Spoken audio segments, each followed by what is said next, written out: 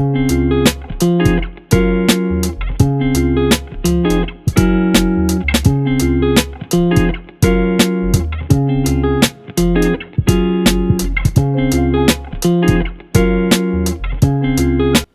and Assalamualaikum everyone, my name is Bwfn and my meeting number is 288-647. This project, our team embarked on the intricate journey of portfolio management. Portfolio management is the process where individuals or entities choose and manage a variety of investment. This strategy helps build long-term financial goals and balance the capacity for risk and return. It involves creating and managing a pool of investments such as equity security, fixed income security, and cash. A key aspect of portfolio management is portfolio rebalancing. Rebalancing is the periodic adjustment of an investment portfolio to maintain a desired risk profile. This process involves acquiring and disposing of various assets to restore the initial proportion of the asset classes like equities, fixed income, securities, and cash. Rebalancing helps investors to achieve an optimal asset allocation mix, realize profit during the market upswing, and stay focused on long-term goals despite short-term market fluctuations. For this project, our team will be involved in assembling, rebalancing, and evaluating the performance of portfolio. We have chosen an initial working capital of at least 500 ringgit and set at least 5 stock within the portfolio. This initial portfolio will undergo 2 rebalancing phases from December 29, 2022 to December 31, 2023. We recommend investing in local shares such as Tenaga Nasional Berhad, Telekom Malaysia, Malaysia Airport Holding Berhad, Sandar B, and FGB Holdings. Additionally, in the first rebalancing phase from January 2024 to May 2024, we will include silver as an asset class. In the second rebalancing phase from May 3rd, 2024 to May 30, 2024, we will purchase foreign stock in Toyota Motor Corporation. During the final rebalancing phase from June 4, 2024 to June 24, 2024, we will maintain the portfolio from the second rebalancing phase. Our analysis considers 5 economic features, which is the inflation rate, fiscal policy, monetary policy, GDP growth rate, and the unemployment rate. For fundamental analysis, we evaluate 7 financial ratios of each company from 2018 to 2020, which is we calculate the return on asset, return on equity, earning per share, price earning ratio, debt equity ratio, current ratio, and asset turnover ratio. The closure report will detail the portfolio performance, analyze the result, and justify each decision made. Hi and Assalamualaikum to Doctor. My name is EIZZATIE binti MARZUKI with metric number 288571 and I will present about economic analysis. First factor is inflation rate. Economists predict that Malaysia's inflation rate in 2024 will be manageable and steady thanks to a falling prices and a balance between GDP growth and money supply. Data from the Statistics Department showed that the overall inflation rate remained at 1.5% in December 2023 with an average of 2.5% for the year. Economists attribute the gradual decline in inflation to factors like lower oil prices, increased supply and heightened consumer awareness, preventing excessive cost transfers. Although headline inflation is lower than historical average, Malaysia should expect minimal impact from 2024 subsidy rationalizations. Fuel price adjustment could raise inflation, but targeted subsidies are expected to stabilize household spending. Next is fiscal policy. Malaysia's 2024 budget reflects the government's commitment to fiscal consolidation, a crucial step in addressing the country's mounting public debt and improving its long-term economic outlook. However, the path towards achieving this goal is fraught with challenge that the government must navigate carefully. One of the primary obstacles is the need to balance fiscal reforms with political considerations. The budget aims to rein in government expenditures, particularly in areas such as civil service emoluments and retirement payments, which make up a significant portion of 300 billion budget. Reducing this cost is necessary for fiscal consolidation. In May 2023, Bank Negara Malaysia Monetary Policy Committee (MPC) increased the overnight policy rate (OPR) by 25 basis points, bringing it to 3%. The markets were taken aback by this decision, since it was anticipated that there would be a third straight decision to maintain the current status. BNM has recommenced its process of tightening monetary policy as a result of worries regarding the influence of persistent demand from domestic consumers on inflation. As per BNM, the domestic economy exhibited sustained momentum despite prior interest rate hikes. Consumption and investment remain untouched, boosted by a robust job market, resurgence in tourism and continuing infrastructure projects. After recording an impressive 8.7% GDP growth in 2022, the highest in over 2 decades, Malaysia's economy is expected to see a moderation in its expansion this year. According to BNM, the country's central bank, GDP growth is projected to ease to between 4 to 5% in 2023. In fact, Malaysia's economy demonstrated remarkable resilience in 2022, expanding by an impressive 8.7%, the fastest pace in over 20 years. The strong economic performance was fueled by a recovery in private spending and investment, along with positive developments in the job market and the appreciation of the Malaysian currency. Going forward, while the growth rate may moderate, Malaysia is still poised to achieve healthy economic expansion in 2023. The government and central bank appear confident that factors such as continued recovery in domestic demand, a pickup in tourism and fiscal stimulus measures will help offset the impact of slowing global trade. In April 2024, unemployment rate held steady at 3.3%, while the number of unemployed decreased to 500 in December 2023, as reported by the Statistics Department of Malaysia. The labour force participation rate remained constant at 70.2%. The service sector, specifically wholesale, retail, food and beverage services, transportation, storage operations, experience the highest level of expansion. It's expected that labour market in Malaysia will improve and be steady in the coming months. This will be due to a strong domestic economy which will create more job opportunities and help maintain economic stability.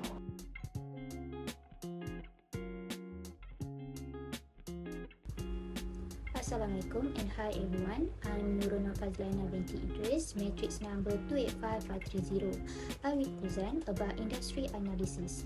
The first company that we choose is Tenaga Nasional Berhad. Tenaga Nasional Berhad is a utilities industry. Utility industry provide more reliable and efficient power that has led to many important development. Utilities typically offer investors stable and consistent dividend and less price volatility than the overall equity market. Currently, investors are optimistic about the Malaysian utilities industry and confident of its long-term growth rate.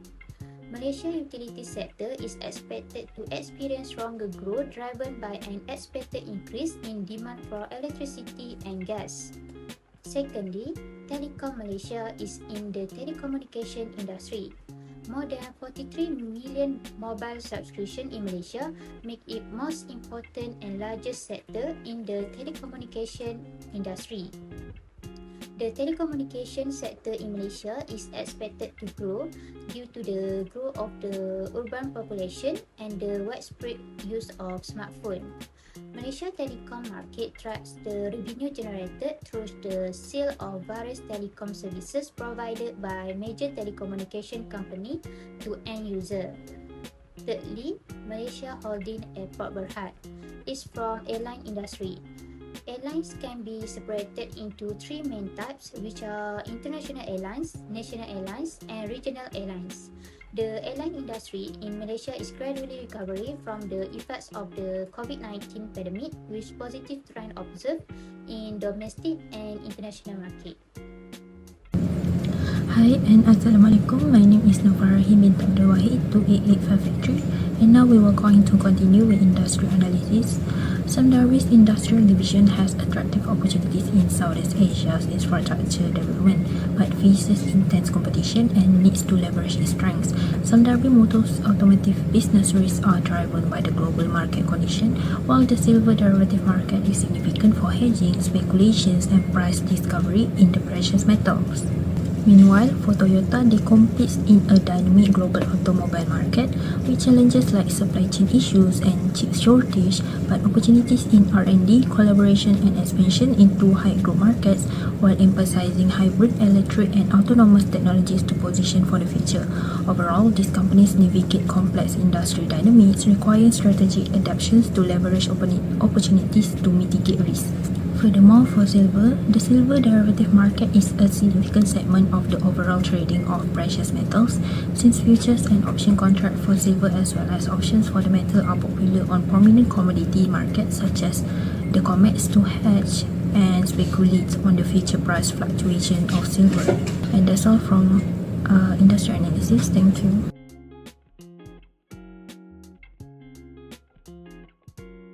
Assalamualaikum warahmatullahi wabarakatuh. I'm JANNATUL ADDAWIYAH binti Muhammad SABRI 288310, and I'll be continuing to the fundamental analysis part, which I'll be discussing the financial performance of Tenaga Nasional Berhad, focusing on the key indicators from 2019 to 2023. Firstly, the profitability ratios indicate a noticeable decline. The net profit margin fell from 8.73% in 2019 to 4.91% in 2023, suggesting a decrease in efficiency in revenue generations. Similarly, both return on assets and return on equity experienced downward trends, highlighting reduced profitability relative to asset and shareholders' investments. Despite these declines, the price-to-earning ratio, which is PE ratio, increased significantly in 2023, reaching 45.64. This surge suggests investor optimism or external market factors driving up the stock's value despite lower earnings per share (EPS). Furthermore, TNB's debt-equity ratio, though slightly reduced to 0.74 in 2023, remains relatively high, indicating ongoing reliance on debt financing, which can pose risks during economic downturns. Lastly, liquidity, reflected by the current ratio of 1.24 consistently from 2019 to 2023, shows moderate ability to cover short-term liabilities. In conclusion, while TNB has faced profitability challenges, the increase of PE ratio in 2023 underscores the market optimism and potential growth prospects, making it a noteworthy consideration for balanced investment portfolios. Next, for Telekom Malaysia, Telekom Malaysia's financial performance has significantly improved from 2019 to 2023, with net profitability ratios like net profit margin, return on asset and return on equity showing a steady increases, indicating the company's ability to generate higher profit from its sales and asset. Market value ratios have also been positive, with earnings per share more than doubling, although the price of earning ratio has decreased, suggesting potential undervaluation. Other ratios like debt to equity and current ratio have trended downwards, indicating a reduced reliance on debt financing and tighter short-term liquidity, while asset turnover has remained stable. These improvements are supported by Telekom Malaysia's effective strategy execution, operational efficiencies and active stakeholder engagement in the Malaysian telecommunication industry, making it an attractive investment opportunity with a strong cash flow, investment-grade credit rating and a focus on innovative solution and customer experience enhancements. That's all from me, thank you. Based on the data from table, Malaysia Airport Holding Berhad has experienced significant fluctuation in its financial performance over recent years. The net profit margin for MAHB saw a sharp decline from 9.75% in 2019 to negative 59.11% in 2020, continuing into 2021 with a net profit margin of negative 44.99%. However, in 2022, there was a recovery with the net profit margin rising to 5.10% and further improving to 10.36% in 2023. Similarly, the return on asset for MAHB also fluctuated. In 2019, the ROA was 2.29%, but it fell drastically to negative 5.44% in 2020 and negative 3.70% in 2021. By 2022, the ROA increased to 0.82% and continued to rise to 2.49% in 2023. The return on equity followed a comparable trend, decreasing from 5.45% in 2019 to negative 13.62% in 2020 and negative 10.38% in 2021. However, it rebounded to 2.15% in 2022 and surged to 6.37% in 2023. The earnings per share EPS for MAHB also shows significant fluctuation. The EPS decreased from 0.29 in 2019 to negative 0.71 in 2020 and negative 0.50 in 2021. However, it recovered to 0.08 in 2022 and improved further to 0.29 in 2023. The price-earning ratio for MAHB also was 26.40% in 2019, but experienced a sharp decline, remaining negative from 2020 to 2022. By 2023, the PE ratio had recovered to 22%. The debt-to-equity ratio for MAHB increased from 0.54 in 2019 to 0.74 in 2021, indicating a high dependence on debt financing. However, the ratio improved to 0.67 in 2022 and 0.59 in 2023. The current ratio, which measures the liquidity, decreased from 1.34 in 2019 to 0.85 in 2023. Raising concern about MHB liquidity protection, on a positive note, the asset turnover ratio, which measures the efficiency of asset utilization, increased from 0.02 in 2020 to 0.06 in 2023, showing consistent efficiency in generating revenue. Investing in MAHB Malaysia Airport Holding Berhad is attractive due to their strong strategic plan, emphasize on digital transformation and proven value management in construction. Their strategic management framework are crucial for navigating market dynamics, enhancing economic connectivity, and supporting business growth, collectively underlining MAHB investment appeal. From a fundamental analysis perspective, the lower DDE ratio indicates that MHB is less risky as it relies less on debt to create assets and efficiently utilize its assets. Although both ROE and ROE have shown volatility, they are in progressive state and are expected to enhance in the future. The relatively high ROA and ROE in the past 3 years suggests promising return in the coming period. According to the table above, net profit margin has experienced decreasing from 2021 until 2023, proof that this company used an ineffective cost structure due to inefficient management. The company's ROA and ROE shows fluctuation between these 5 years, which indicates the company did good and bad in generating profits. Besides that, the highest amount of EPS in 2021 and 2023 means greater profit and value perceived by investor. The dramatic decline in price-earning ratio from 2021 until 2022 shows the company is losing money and lead to a decline in the value of asset. In 2019 and 2020, debt-equity ratio is 0 because Sine-Darby does not have debt at that time, means it achieved financial stability and the company has more control over their finance. Apart from that, fluctuation in current ratio and asset turnover means Sine-Darby still can perform well because companies still have enough cash to pay debt. Sine-Darby was chosen because it provides sustainable value to its stakeholders through high performance standard, operational excellence, and good corporate governance. Assalamualaikum and hi, my name is SHAFIQAH binti OMAR 288459. So I will present about the fundamental analysis for Toyota Motor Corporation. From 2019 to 2023, Toyota Motor Corporation's profitability ratios generally improved, though with some recent decline. The net profit margin rose from 5.38% to 9.16% by 2022, then dipped to 6.71% in 2023. Similarly, return on asset (ROA) and return on equity (ROE) showed increases up to 2022, then decreased slightly in 2023. Earnings per share (EPS) peaked in 2022 at 7.9 before falling to 5.94 in 2023. Paralleling, the price to earning ratios (PE) rise and subsequent decline.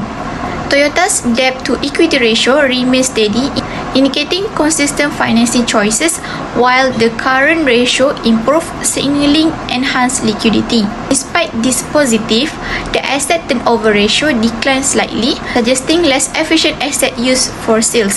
We choose this stock because Toyota's financial stability is supported by institutional backing and sustainability efforts, evident in its presence in indices like FTSE4Good Index and MSCI Japan ESG Select Leaders Index. With recent product launches and a potentially undervalued stock, underpinned by its market leadership and sustainability focus. That's all for my part. I will pass to the next presenter. Thank you. For silver derivative, September 2024 silver purchase contract, which is traded on the COMEX division of New York Mercantile Exchange, serves as a crucial reference point for the worldwide silver market. During the most recent trading session, this contract is displaying significant fluctuations in price and substantial increase in trading volume. Silver futures contract is now trading at a price of $31 per troy ounce. This signifies a rise of 0.8% from the previous closing value. Today, the contract has fluctuated between $30 and $31. The current trading volume for the September 2024 silver futures contract stands at 63,000 contracts. This exceeds the 10-day average trading volume of 50,000 contracts.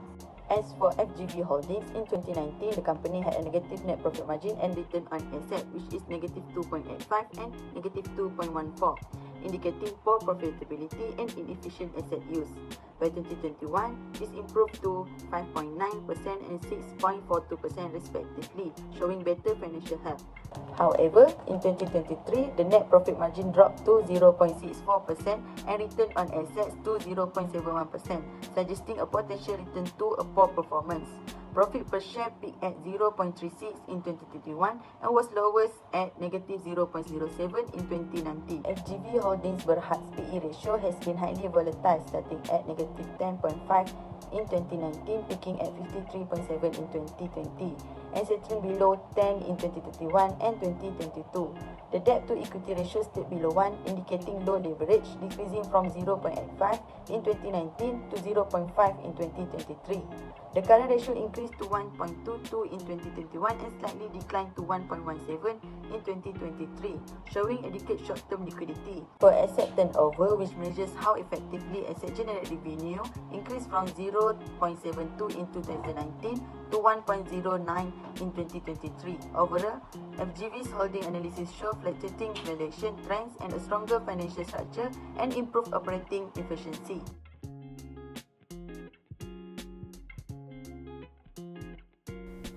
And now, let's move to analysis part.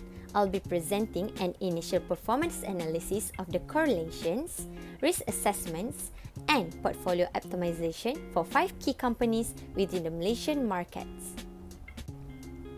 Firstly, the correlation analysis reveals a weak positive correlation among Kuala Lumpur Composite Index (KLCI), Felda Global Ventures Holdings Berhad (FGVH), Tenaga Nasional Berhad (TNB), Sime Darby, and Telekom Malaysia Berhad Telekom, all falling below 0.30.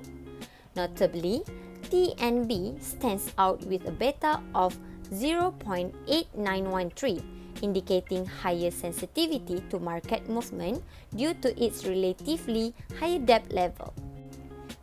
When moving to portfolio allocation, an equally diversified approach with each stock receiving a 20% weight resulted in a total increase of RM36,061.96. However, using Excel solver for further optimization, we found the highest weightage should be allocated to TNB at 28%. This decision, driven by a solver's recommendation, led to a substantial initial investment in Tenaga Nasional Berhad, totaling Ringgit Malaysia of RM140,057. Regarding performance metrics, the portfolio returned 4.13% with a risk of 0.59%, utilizing a risk-free rate of 3.20%. The computed Sharpe ratio stands at 1.58, indicating favorable risk-adjusted return. Next, based on the initial performance of each company above, the new weightage of the portfolio stock has been calculated. However, we decided to maximize the portfolio's return while minimizing its risk. Silver derivatives from other asset classes are recommended to add into our portfolio. From daily performance of portfolio and benchmark table shows that MAHB has the highest average daily return, outperforming other equities in the portfolio. FGVH has the lowest daily return, indicating underperformance. Telekom, TNB and Silver have moderate daily returns. The table of correlation of equities shows that MAHB has a very weak negative correlations with both Telekom and TNB. This means that the prices of their stocks have a small tendency to move against each other. A correlation value of negative shows that TNB and Silver are somewhat negatively linked. There are weak negative correlation between Silver and both MAHB and TNB. There is also a very weak negative link between Silver and the KLCI index, which is negative 0.0587. The presence of weak negative correlation suggests that although these stocks tend to move in opposite directions, the association is not sufficiently strong or persistent to have a meaningful impact on investment decisions. The allocation table displays the initial allocation for the portfolio's first rebalancing, spanning from December to May 3. Each stock has a varied weightage. According to the table, MAHB has the highest return of 36%, followed by TNB 22%. Except for FGVH, other stocks had positive returns. FGVH showed a negative return, which is negative 2.14%. The portfolio overall return has experienced a substantial improvement, reaching a return to 36%. Despite FGVH seeing a negative return of 2.14%, leading to a loss of RM4,000, the overall portfolio achieved a commendable return of 36%, equivalent to RM4,100. The primary drivers of this remarkable achievement were MAHB, delivered a return of 18,000, and TNB achieved a return of 30,000. The portfolio exhibits a remarkable Sharpe ratio of 97, indicating exceptional risk-adjusted returns. Additionally, its extended duration of 0.333% implies a low level of volatility. The portfolio's performance is particularly noteworthy in comparison to the risk-free rate of 3.2%, which demonstrates effective risk and return management. According to the beta and CAPM equities table, the market return and risk-free rate for 5 stocks has been recorded respectively. FGVH has recorded the highest beta, which is 0.2181 compared to other companies. This indicates that the stock price of this company will decrease 0.2181 times if the market declines. This may be due to factors such as industry factors and business operations. FGVH with the highest beta of 0.2181 suggests greater sensitivity to market changes, potentially due to industry-specific factors and its business operation. Lastly, on the graph, there is an upward sloping curve that shows the expected return increase from 2.21% to 12.21% along with the increase in risk. Conversely, the downward curve line shows portfolios with positive returns increasing magnitude starting from 1.79 to 7.79%, but still at different risk levels, increasingly in relation to each other. An efficient frontier helps investors to determine how they can obtain the best combination of return and risk in their portfolio construction. Investors can ensure that they get the maximum return and the minimum risk taken in the portfolio undertaken. Besides that, the optimal portfolio is one that lies on the efficient frontier, and anything below it is suboptimal because it fails to offer sufficient return for the risk incurred. The optimal portfolio is to balance the securities that offer the greatest return with acceptable risk or the lowest risk faced by the investor. The cycle rebalancing of the portfolio starts on 3 May until 31 May 2024. Based on the daily performance of portfolio and benchmark, the highest average daily return is by TNB and the lowest is FGVH. For standard deviation, Toyota Motor Corporation has the lowest amount, which indicates the least risk, while TM has a higher amount, so it is more risky. In addition, the highest daily variance is TM, while Toyota Motor Corporation, despite the minimum danger, with lower daily variance. On the second table, it shows correlation of equities in the portfolio. There are some negative correlation between stock in the correlation, but still have some stock that show a positive correlation with the market. For table allocation, the total amount of money in the portfolio at the end of the period is 400,000.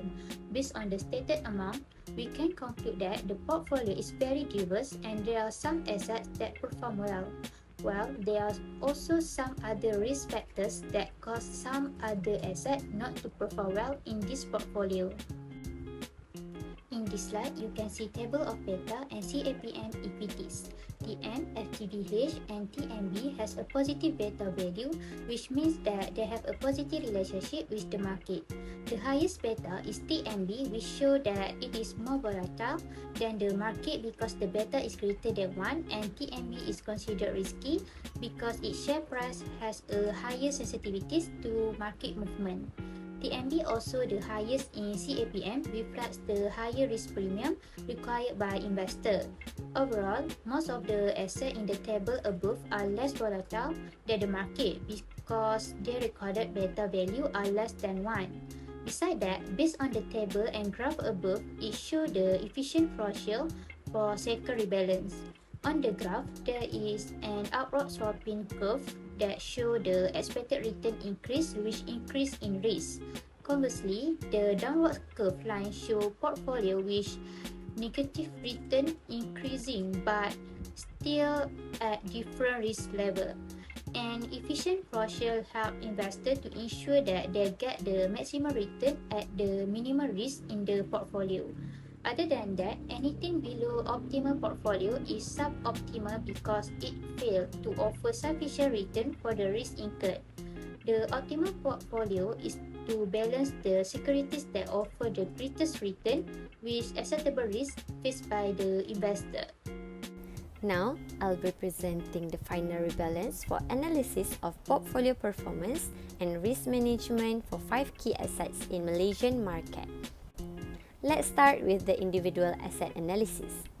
Telekom Malaysia Berhad emerged with the highest positive average daily return of 0.574% during the observed period, while Malaysia Airport Holding Berhad MAHB faced a slight decline with a daily average decrease of negative 0.108%. Moreover, Toyota exhibited the lowest daily variance, indicating stable daily returns, whereas Telekom had the highest variance, signifying greater volatility in its daily performance. Telekom also leads a highest standard deviation, emphasizing its volatility compared to others. Moving to correlations, most assets shows a negative correlation with the Kuala Lumpur Composite Index, KLCI, except for Telekom Malaysia Berhad 0.1042 and Tenaga Nasional Berhad TNB 0.1341, implying they move somewhat in line with the market's trend. In terms of risk-adjusted return, Telekom holds the highest beta at 0.5026, indicating higher volatility relatively to market. On the other hand, MAHB exhibits a negative beta, negative 0.3974, suggesting it moved inversely to the market. Despite this, all assets shows beta less than 1, indicating volatility lower than the market average. Now, focusing on portfolio rebalancing, MAHB holds the largest weight at 30% but experienced a negative return of negative 1.11%, resulting in a loss. Conversely, FGVH and Telekom, with weight of 23% and 2.20% respectively, generated a positive returns, contributing profit to the portfolio. Overall, despite the total portfolio experiencing a negative return of negative 0.713%, the optimized strategy aimed to balance risk and return. Key performance metrics include a portfolio return of 8.39%, a standard deviation of 0.2433%, and an impressive Sharpe ratio of 62.8120, demonstrating strong risk-adjusted return compared to the risk-free rate of 3.20%. Lastly, the efficient frontier graph illustrates optimal portfolio with minimal risk for targeted returns. Our analysis identified the optimal portfolio with the lowest variance and standard deviations, highlighting superior risk management and performance within the set. In conclusion, while challenges like market volatility impacted overall returns, our strategic approach aimed to maximize risk-adjusted return, leveraging insight from correlations, beta analysis, and portfolio optimization.